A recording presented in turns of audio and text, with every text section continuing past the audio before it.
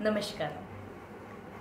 आपल्या भारताला खूप सारे संत होऊन गेले, त्यांची खूप सारी महात्म्य आहे. तसेच एक संत एकनाथजी महाराज.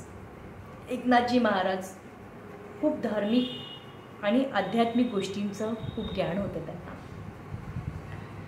ते रोजच्या नित्यनियमाप्रमाणे स्नान करायला गंगेवर गेलेत. गंगेवर नेहमीसारखे स्नान करायचे, त्यानंतर देवपूजा करायची. आपली दिनचर्या अशी त्यांची सुरुवात होत होती आणि कोणाला कधी अपप्रश्न बोलायचं नाही. जे कोणी जे करते ते सहन करायचं, आपल्या कामात निरंतर राहायचं आणि निरंतरमध्ये काम करत करत करत करत देवाची सेवामध्ये ते महत्त्व त्याचं राहत होतं, ते देवामध्ये राहत होते. एक वेळेस ते स्नान करायला गंगेवर गेले. बाहेर येतात तर एक माणूस मुद्दामून देवाच्या एकनाथ महाराजांच्या अंगावर थुकतो. महाराज परत जातात, गंगेवर जाऊन आंघोळ करतात. मला वाटते हे तर महाराज कसले, मी काही केलं तरी ते काही रिॲक्ट केलं नाही. ते अजून दुसऱ्यांदा अशीच काहीतरी हरकत करतात.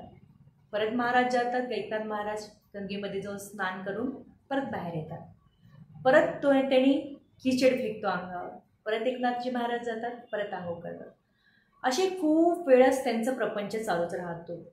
अखेर शेवटी जो त्यांच्या अंगावर घाण फेकत असतो, थुकत असतो, त्याला कंटाळून जातो तो आणि त्याला ते एक आपली केलेली कृतीची जाणीव होऊन जाते की मी फार हे घाण कार्य करतो, हे इतके महाराज आहे, मी कितींदा केलं तरी ते सहन करतात, त्यांची सहनशीलता किती आहे.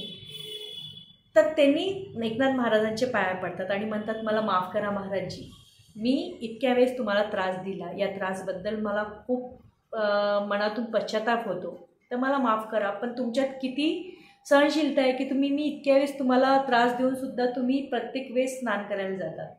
तर एकनाथजी महाराजांनी फार सुंदर उत्तर त्यावर दिलं.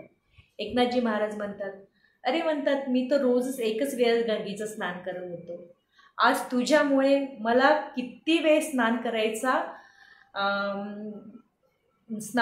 केल्या गेलं माझ्याच्याने.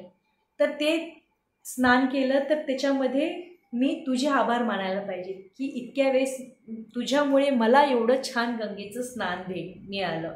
नाहीतर मी एक डुबकी मारून बाहेर निघत असतो. तर तुझ्यामुळे आज 10, 20, 30 मी तर काही मोजलं नाही, पण तुझ्या वेळेसमुळे मला भरपूर वेळेस गंगेचं स्नान झालेलं आहे. त्यामुळे मला तुला धन्यवाद द्यायचे आहे. तर असं असतं संतांचा महिमा.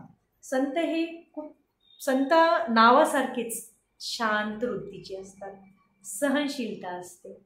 तर आपल्याला पण काही त्याच्यातून संतांकडनं घेता येत असेल तर आपण पण त्या पद्धतीने घेतलं पाहिजे.